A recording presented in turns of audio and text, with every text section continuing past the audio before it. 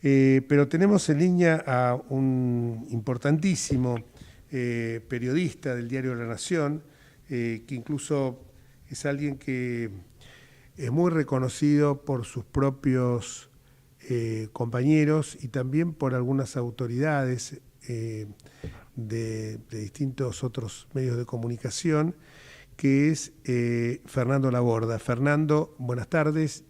Jorge Enríquez, y estamos acá también con Ricardo Bullerí, que hacemos el programa entre ustedes y nosotros, y queríamos conocer de algunos temas.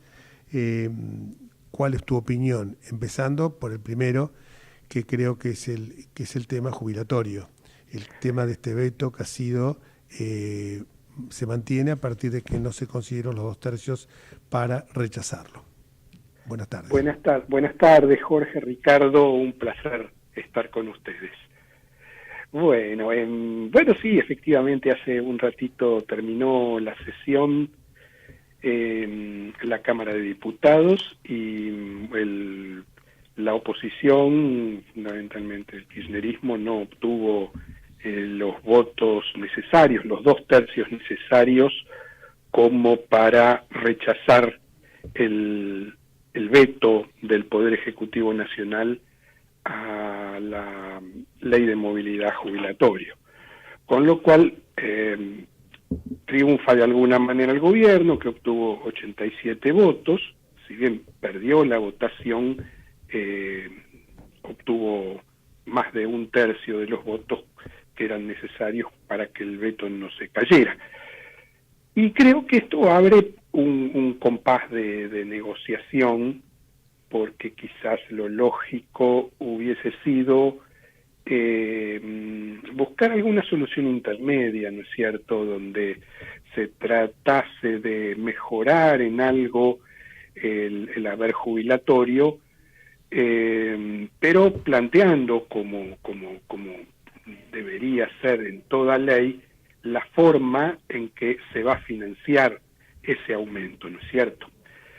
El problema acá, que viene de largos años de populismo, es que muchas veces se termina imponiendo el voluntarismo, ¿no es cierto?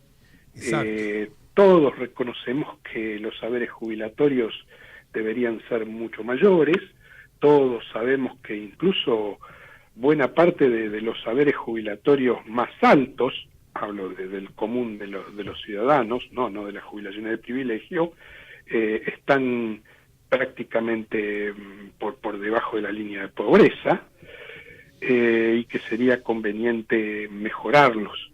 El problema es cómo, y bueno, nadie quiere asumir el costo político de avanzar en una reforma del sistema previsional que permita financiar de mejor manera el sistema, al margen de que la gran clave obviamente tiene que ver con el crecimiento económico. Hoy tenemos 1,3 trabajadores activos por cada pasivo o cada jubilado, cuando lo ideal sería que la proporción sea de 3-1. Estamos muy lejos de eso y bueno, eso va a depender claramente de una mejora de la actividad económica y de que terminemos con el alto porcentaje de trabajo irregular o trabajo en negro. Así que bueno, eso es un poquito mi visión de lo que está pasando, pero creo que se abre una etapa de negociación tratando de ver, bueno, cómo dentro de lo posible y con la plata que pueda haber o ahorrarse, se podrá mejorar las jubilaciones en cierta medida. Muy atinado todo tu comentario. En el editorial estaba yo señalando justamente el artículo 38 de la Ley de Administración Financiera, que es la que establece que toda derogación que parta por el Congreso, por el órgano ejecutivo, tiene que ir acompañada de la fuente de recursos para poder sufragar la misma. Dijiste muy bien, 1.3 por cada uno, que es un disparate, en ninguna parte del mundo es así. Y esto me hace referir de que tenemos que buscar una reforma total del sistema jubilatorio. Hoy no es posible que la gente esté jubilando a los 65 y 60 años cuando el promedio de vida, primero que los hombres fuimos siempre, pero parece que ahora esto fue decretado, que los hombres somos siempre iguales a las mujeres. Vos y yo que nos criamos en otra época nos enseñaron que sí, que eran iguales, no hace falta que nos vinieran con leyes Micaela o cosas por el estilo a decirnos que había igualdad entre el hombre y la mujer. Hoy tendría que ser la misma edad y por supuesto tendría que llegar a los 70 años o 72, ¿no? Porque el promedio de vida se alargó. Y entonces me parece que sería muy racional esto, sobre todo cuando se trata de un sistema como el nuestro que tiene una cantidad de jubilados que jamás aportaron en su vida, que son fruto de esa fuente inagotable de meter la mano en el bolsillo sin tener respaldo, que es el populismo. Pero recién acaba de decir el presidente de la República, 87 héroes le pusieron freno a los degenerados fiscales. A esto va otra cosa. Que el presidente parecería que se empeñara en seguir, en lugar de buscar no eliminar las diferencias que puede haber con la oposición, sobre todo con la oposición constructiva. Con el kirchnerismo la va a tener siempre, pero hay un espacio ahí, Piqué, Tomasotti, etcétera, que en lugar de eliminar diferencias con ellos, en lugar de armonizar contradicciones con ellos, persisten en eliminar diferencias. Y esto, no sé si vos creo que lo compartís, pero bueno, quiero escuchar tu opinión sobre esto. Sí, Jorge. A ver, hay una insistencia muy llamativa del presidente en aviar a aquellos cuyos votos en definitiva necesita, y al mismo tiempo una más llamativa aún insistencia en agraviar al periodismo, que es muy difícil de explicar, pero yo creo que son una señal de alarma lamentable. Yo creo que Milei está corriendo un riesgo innecesario, que es el de terminar siendo identificado con los rasgos de crispación e intolerancia hacia la prensa y hacia quienes piensan distinto que caracterizaron a Néstor y a Cristina Kirchner, y que creo que la sociedad mayoritariamente rechazó y rechaza.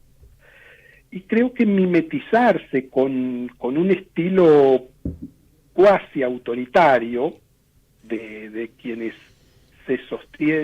quienes sostienen que en política solo puede haber súbditos o enemigos, no es la mejor elección por parte de Milei. Creo que en esto debería encontrar a alguien dentro de su propio gobierno, entre sus asesores, que lo persuadan de que esto no lleva a nada, no conduce a nada, más que a minarse él mismo apoyo social y enervar los ánimos, las pasiones dentro de la dirigencia política. Esto no quiere decir que no haya que combatir a lo que él denomina, guste o no guste, la casta. Es decir, me parece bien que insista en combatir los privilegios de una clase política que son rechazados y que son injustos en una sociedad donde más de la mitad de la población está por debajo de la línea de pobreza. Incluso entre mucha gente que trabaja, que tiene un trabajo en blanco, también está por debajo de esa línea.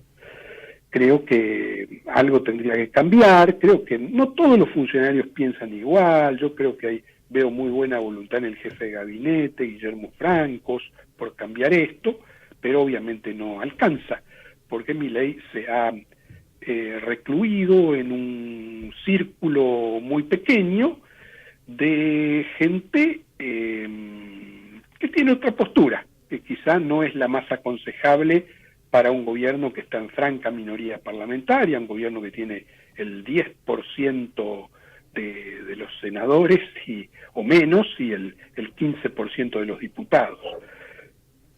Totalmente de acuerdo, y uno cuando hablaste recién de la casta, yo siempre digo que la casta está en todos lados, hay casta judicial, casta política, casta policial, casta en los empresarios. Hemos visto quedó al desnudo con esa investigación de Diego Cabot, con el tema de la causa de los cuadernos. Y también estos ataques verbales al periodismo, y no hay una justificación válida en decir que Milei es así, porque esto es como cuando Eve de Bonafini dijo cuando se murió Juan Pablo II, se murió por suerte el Gordinflón y yo salí a atacarla y me dijeron, bueno, pero Eve es así, sí, pero si yo llego a decir un disparate así, me saltan en la yugular. Es muy bueno hoy un editorial del diario, que vos sos el secretario de redacción de La Nación, sobre justamente este tema a partir de una persona que, como el senador Abdala, que la verdad que me merece el mayor de los respetos, pero que evidentemente acá se equivocó y muy fiero en el hecho que tener, dice, asesores que estén trabajando para su postulación a candidato a gobernador de San Luis. Una senadora, ¿para qué voy a esto? Los que venían a cambiar una senadora de Catamarca, creo que Bedia, o Badía. De Jujuy, Vilma Bedia. Vilma Bedia, 11 familiares. Entonces, viste, vos cuando venís a decir, si yo vengo, había un político a Vélez que le decían zapatitos blancos, ¿no? Si vos querés venir a cambiar las cosas, predica por el ejemplo, ¿no? Entonces, con el ejemplo. Exacto, exactamente. Y lo de Abdala también fue muy grosero porque confesó alegremente que tenía un gran número de asesores, que bueno, es lo que es como todos los demás, pero dijo que esos senadores hacían trabajo territorial en San Luis, es decir, que destapó una olla en la que todos los argentinos nos dimos cuenta que con nuestros impuestos, desde el Senado, se está pagando a militantes rentados. ¿Es cierto? Sí, eso, él yo creo que lo confiesa, comete un sincericidio, no hay duda. Sí. Pero no es el único caso. Yo transité 4 años por la Cámara, no voy a mandar a nadie al frente, pero como también sé que estoy seguro que la esposa del gobernador de la provincia de Santiago del Estero dice que tiene 3 asesores, pero no me cabe duda que debe tener un ejército en Santiago que la asesora y que le hace el trabajo territorial y pagado. Está bien, no serán los recursos nuestros porque no son bueno, en el caso mío soy porteño, no son de los porteños y tampoco son recursos federales, son recursos provinciales. Pero muchas cosas decir, lo peor es cuando esto se hace carne. Yo no es porque quiera ser autorreferencial, pero yo tenía un número clausus de asesores y tenía ese número clausus de asesores. Y si quería asesoramiento, te lo cuento, de algún amigo que a lo mejor era destacado en alguna... abogados, que es mi rubro, que tipos que a lo mejor eran destacados como laboralistas, penalistas, constitucionalistas, los consultaba y para ellos era un honor que el hecho de que asistir a comisiones.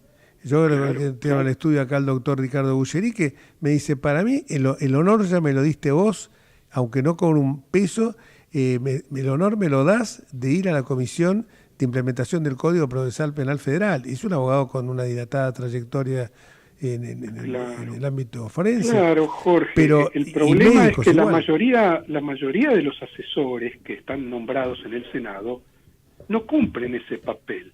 Ni siquiera son profesionales de prestigio que pueden asesorar legislativamente, redactar proyectos. No, son asesores, pero que en realidad se desempeñan como militantes. Y lo peor, como dijo el senador Bartolomé Abdala, alegremente, es que se da el lujo de que ni siquiera lo asistan legislativamente, sino que hacen trabajo de base como militantes en su provincia, ¿no? Como que, a ver, la militancia política, vos que has sido político muchísimo tiempo, Jorge, lo sabes bien, la militancia es algo voluntario, ¿no es cierto? Que se hace por vocación, hasta que en algún momento se llegará a algún cargo público. Pero no, de esta manera, en vez de empleados del Senado, estamos financiando a los ciudadanos a la militancia. Y eso debería correr por otro lado. Tremendo. Yo hasta los 50, yo tengo 76, hasta los 50 años, Fernando, hice, hasta tenía un comité, una propiedad mía, al servicio de un comité radical. Hasta los 50 años jamás hice política rentada, siempre fui asesor. Pero asesor ad honorem o directamente no tiene ningún cargo. Podía tener un cargo partidario, pero ad honorem todo. Y le poníamos garra, y te digo una cosa, que terminábamos de trabajar y nos íbamos a veces en mi familia, imagínate que no, mis hijos me decían increíblemente, sobre todo porque los chicos apenas tuvieron un poco de uso de razón, ya tenían 10, 12 años, iban a repartir cartas y lo hacían con gusto, pues yo les explicaba que esto era servicio. Hoy dices esto y te dicen qué tarado. Bueno, para cerrar esta nota, quiero que la voy a cerrar yo con un comentario que me ha surgido, pero primero quiero que vos digas, me comentes algo acerca de cómo ves, algo no, lo que con tanta sapiencia vas a expresar, cómo ves hoy a la oposición. La oposición excluye el kirchnerismo, son, como diría Borges, incorregibles. El resto de la oposición. El resto de la oposición, o sea, te referís a la oposición un poquito más dialoguista, ¿no? Exacto. Y mira, yo los veo en crisis, yo la veo en crisis. Claro. Eso no necesariamente crisis es una mala palabra, sino que es una oportunidad de replantearse muchas cosas y de cambiar. Es bastante lógico que la llegada al poder de una figura outsider, prácticamente sin partido político, como Javier Milei, iba a generar prácticamente una revolución dentro del sistema de partidos. Y yo creo que va a depender mucho de cómo evolucione la economía del país en los próximos meses, o de aquí a principios del año que viene, para definir este rompecabezas en el que está hoy la oposición, porque la presencia de Milei, de alguna manera como la de Carlos Menem en los años 90, genera divisiones dentro de los restantes partidos. Entonces, es probable que dentro de lo que es el PRO, liderado por Mauricio Macri, haya sectores más afines a dialogar y negociar con el gobierno, y otros que quieran estar claramente en la vereda de enfrente. Y dentro del radicalismo es probable que ocurra también algo parecido. Así que el escenario es bastante abierto, y bueno, creo que a partir de cómo evolucione la situación económica se van a empezar a definir muchas cosas. Muchísimas gracias. Y el cierre que te dije que lo iba a hacer se vincula con esto. Cuando te escuchaba hablar, me recuerda cuando el mismo tono y muchos conceptos que son muy similares a los que expresa un amigo común, Claudio Escribano. Pues es que yo dije, pensaba, te escuchaba hablar por el tono y por el contenido, y dijo, es como si estuviera hablando con Claudio Escribano, que aparte te digo que siempre me ha hablado excelentemente bien, como un periodista destacado que así te considera. Bueno, son palabras mayores, te agradezco la comparación. No, pero te lo digo de corazón, porque lo sentí cuando estaba, por eso te dije, el cierre lo voy a hacer yo con esto. Y como hace pocos días en la entrega cuando lo declararon persona ilustre, después me quedé hablando con él, hablamos de algunos, me mencionó algunos periodistas que él realmente entendía que era una camada joven, digamos de la generación que le sigue a él, y justamente de uno de los poquitos que mencionó era Fernando Laborda. Un abrazo enorme y como siempre te agradezco tus palabras. Un abrazo, Jorge, muchas gracias. Un abrazo gigante.